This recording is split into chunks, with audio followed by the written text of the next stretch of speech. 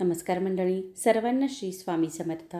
स्वामी महाराजांच्या कृपेने तुमच्या मनातल्या सर्व इच्छा मनोकामना पूर्ण होत हीच महाराजांच्या चरणी प्रार्थना करते. आजच्या व्हिडिओला सुरुवात करते. तर भाद्रपद महिन्याच्या तृतीयेला आपण हरितालिका व्रत साजरे करत आहोत. यंदा ऑगस्ट महिन्याच्या 26 तारखेला वार मंगळवारी हरितालिका तृतीया आलेली आहे, म्हणजे उद्या आहे. हरितालिका हा सण प्रत्येक स्त्रीचा आहे. काही मुली मनासारखा जोडीदार मिळावा म्हणून हे व्रत करतात, तर काही महिला मिळालेल्या जोडीदाराला दीर्घायुष्य प्राप्त व्हावे म्हणून हे व्रत करत असतात. सगळ्या व्रतांमध्ये हे व्रत अतिशय श्रेष्ठ मानलं गेलेलं आहे. तर आता आपण व्रतानुसार आपल्या राशीप्रमाणे आणि आपली जी जन्मतारीख आहे त्याप्रमाणे कुठल्या रंगाचे वस्त्र परिधान करायचे आहेत या संदर्भातली माहिती आजच्या व्हिडिओमध्ये घेऊन आलेलो आहोत. व्हिडिओ खूप महत्त्वपूर्ण आहे, छान आहे, त्यामुळे शेवटपर्यंत नक्की पहा. सर्वप्रथम जे लोक राशी भविष्य मानत असतील त्यांनी हा व्हिडिओ आवर्जून पाहावा. आपण जेव्हा कोणतेही व्रतवैकल्ये उपासना करत असतो त्यावेळी एका स्पेसिफिक कलरच्या साड्या परिधान करतो, वस्त्र परिधान करत असतो. ते का? तर जेव्हा आपण देवीची ओटी भरली जाते तेव्हा आपण लाल हिरव्या रंगाचेच वस्त्र का परिधान करत असतो?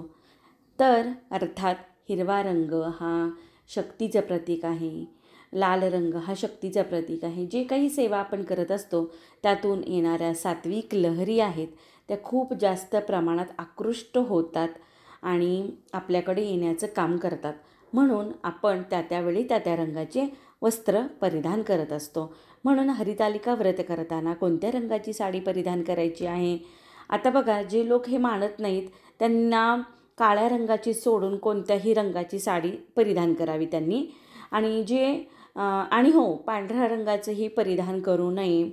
आता आपल्याला वाटेल की श्रावण महिन्यात तर आपण महादेवाची पूजा करताना पांढऱ्या रंगाचंच वस्त्र परिधान केलं, मग आता पण आपण महादेवाचीच पूजा करणार आहोत. बरोबर आहे, पण महादेवाची आपण पूजा करणार आहोत, पण त्याचबरोबर आपण माता पार्वतीची देखील पूजा करत आहोत. अर्थात आपण अखंड सौभाग्य मिळावे म्हणून ही उपासना करत आहोत, ही सेवा करत आहोत.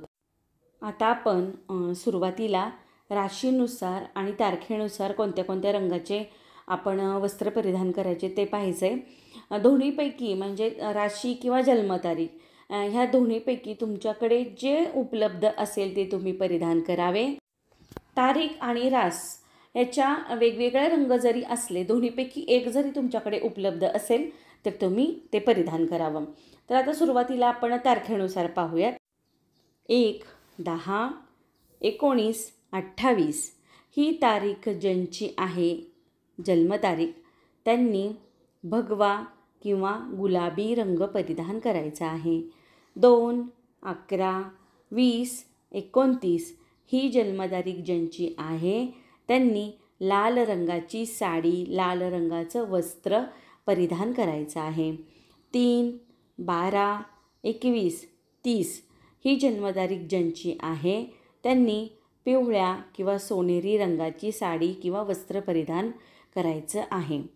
4, 13, 22, 31 ही जन्मतारीख ज्यांची आहे त्यांनी ब्राईट कलर घालायचा आहे.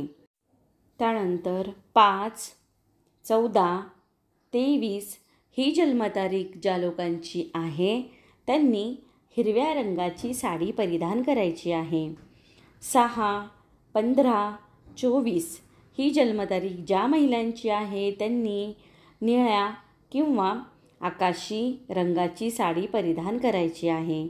7, 16, 25 ही जन्मतारीख ज्यांची आहे त्यांनी राखाडी रंगाची साडी परिधान करायची आहे.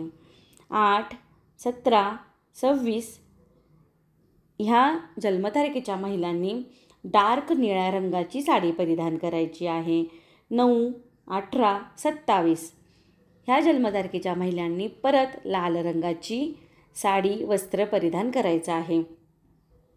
हे झालं जन्मतारखेप्रमाणे कोणत्या रंगाच्या साड्या परिधान करायच्या आहेत. आता आपण राशीप्रमाणे पाहूयात.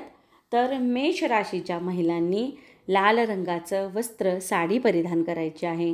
वृषभ राशीच्या महिलांनी क्रीम रंगाची साडी परिधान करायची आहे.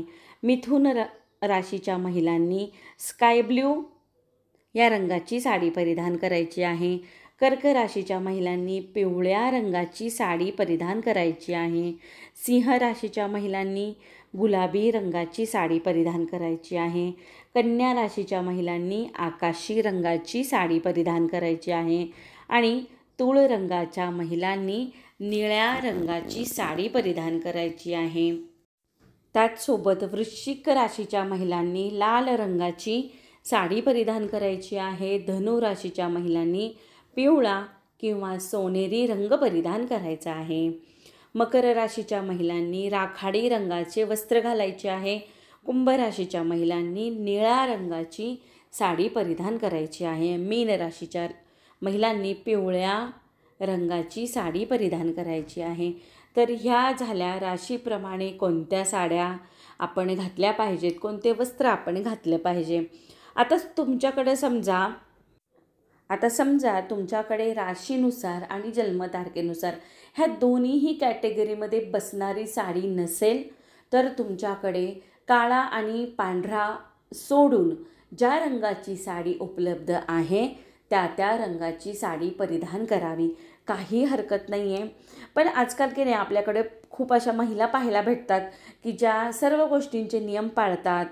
तुम्ही सर्व नियम पाळत असाल तर खूप छान आहे, नाही पाळले तर काही हरकत नाही आहे. पण आपण जी सेवा करणार आहोत, जी उपासना करणार आहोत ती भक्तिभावाने आणि अनन्यभावाने करावी. अनन्यभावाने शरण जावं त्या भगवंताला, त्या परमेश्वराला. त्यासाठी ना आपण ह्या सर्व सेवा उपासना करत असतो. शेवटी काय, शंकराची सेवा उपासना करणे महत्त्वाचे. कोणत्या रंगाची साडी घातली किंवा घातली नाही ह्यापेक्षा आपण किती मनापासून श्रद्धेने ती पूजा मांडलेली आहे, तो उपवास केलेला आहे, हे खूप महत्त्वाचं आहे.